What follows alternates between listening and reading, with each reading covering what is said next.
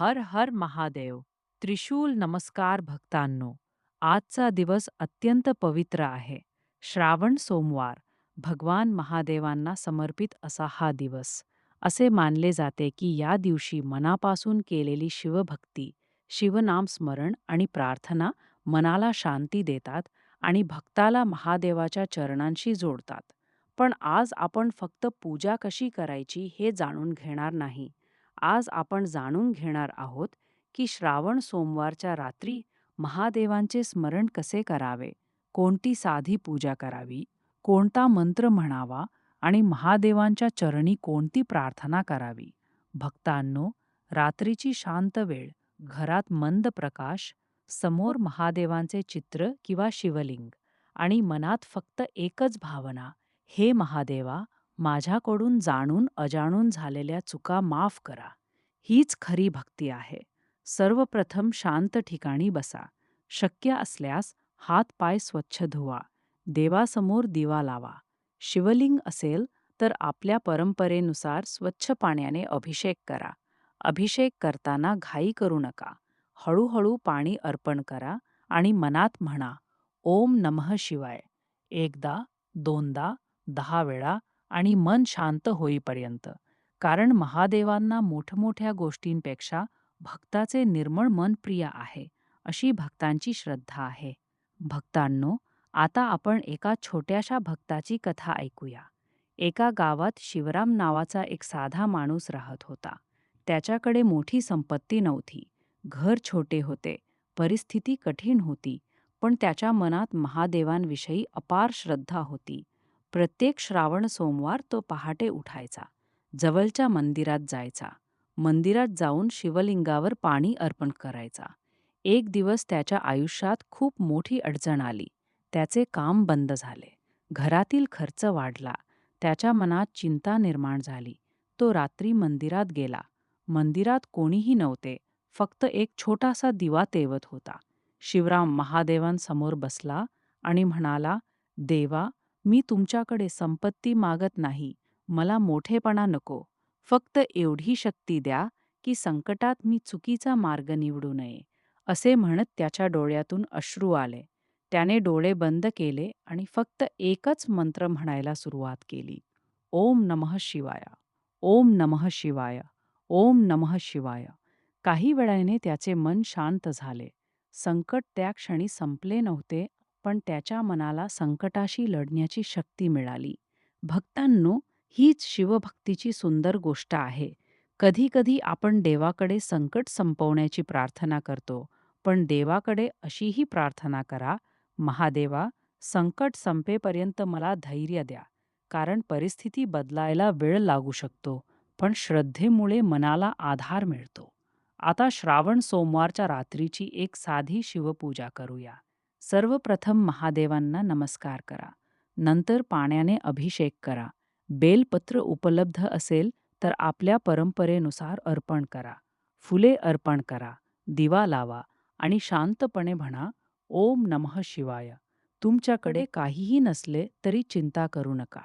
महादेवांची भक्ती करण्यासाठी मोठ्या पूजेची आवश्यकता आहे असे मानणे आवश्यक नाही. मनापासून केलेले नामस्मरणही भक्तीचा मार्ग आहे. आता दोन्ही हात जोडून महादेवांसमोर मनातील इच्छा सांगा. पण इच्छा सांगताना एक गोष्ट नक्की म्हणा, महादेवा, माझ्यासाठी जे योग्य आहे तेच मला द्या. कारण आपल्याला काय हवे आहे हे आपल्याला माहिती असते, पण आपल्यासाठी काय योग्य आहे हे कदाचित आपल्याला माहिती नसते. महादेवांच्या चरणी ही भावना ठेवणे म्हणजे समर्पण. आता काही मिनिटे डोळे बंद करा. श्वास हळूहळू घ्या आणि मनात म्हणत राहा, ओम नमः शिवाय. मनात महादेवांचे रूप आणा. जटांमध्ये वाहणारी गंगा, मस्तकावर चंद्र, गळ्यात नाग, हातात त्रिशूल आणि कैलासावर विराजमान असलेले भगवान महादेव. भक्तांनो, महादेवांचे एक सुंदर नाव आहे, भोलेनाथ. भोलेनाथ म्हणजे साधेपणाचे प्रतीक. म्हणूनच भक्ती करताना दिखावा नको, मनात कपट नको, दुसऱ्याचे वाईट चिंतू नका आणि शक्य असेल तिथे गरजू व्यक्तीला मदत करा. ही सुद्धा शिवभक्तीच आहे. आता आपण एक छोटी प्रार्थना करूया. हे कैलासनाथ महादेवा, आज श्रावण सोमवारच्या या पवित्र रात्री मी तुमच्या चरणी आलो आहे. माझ्या घरातील दुःख दूर करण्याची शक्ती द्या.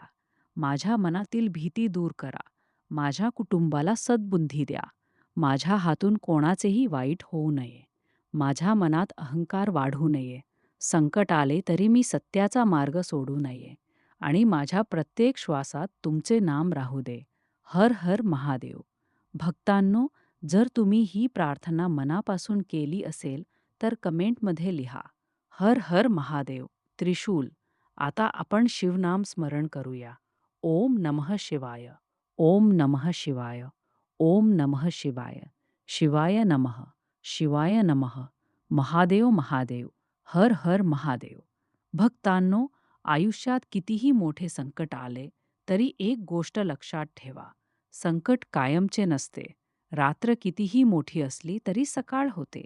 आणि म्हणूनच श्रावण सोमवारच्या रात्री महादेवांच्या चरणी बसताना आपल्या मनात आशा ठेवा. आजपर्यंत जे झाले ते महादेवांच्या चरणी सोपवा. उद्याची चिंता महादेवांवर सोपवा. आणि आजचा दिवस शांत मनाने जगा. महादेव आपल्याला फक्त मागितलेल्या गोष्टी देतात अशी श्रद्धा ठेवण्यापेक्षा महादेव आपल्याला योग्य मार्ग दाखवतात अशी श्रद्धा ठेवा. कारण पैसा मिळाला तर आनंद काही काळ टिकतो, पण योग्य विचार मिळाले तर संपूर्ण आयुष्य बदलू शकते. म्हणून आज रात्री महादेवांसमोर एक संकल्प करा. मी खोटे बोलणार नाही. मी कोणाचे मन जाणून बुजून दुखावणार नाही. मी आई-वडिलांचा आदर करेन. गरजू व्यक्तीला शक्य तितकी मदत करेन. आणि प्रत्येक संकटात महादेवांचे नामस्मरण करेन. हा संकल्प तुमच्या जीवनात खरी शिवभक्ती आणू शकतो. शेवटी महादेवांना नमस्कार करून म्हणा, हे महादेवा, माझ्या घरावर तुमची कृपा दृष्टी राहू दे. माझ्या कुटुंबात प्रेम राहू दे. माझ्या मनात शांतता राहू दे. आणि माझ्या प्रत्येक कर्माला योग्य दिशा मिळू दे. हर हर महादेव. त्रिशूल जय भोलेनाथ. जय शिवशंकर. ओम नमः शिवाय. भक्तांनो, जर ही कथा आणि प्रार्थना तुमच्या मनाला स्पर्श करून गेली असेल तर व्हिडिओला लाईक करा, शांत कथा चॅनलला सबस्क्राईब करा आणि ही शिवभक्तीची कथा आपल्या कुटुंबातील आणि मित्रपरिवारातील भक्तांपर्यंत नक्की पोहोचवा. हर हर महादेव. त्रिशूल.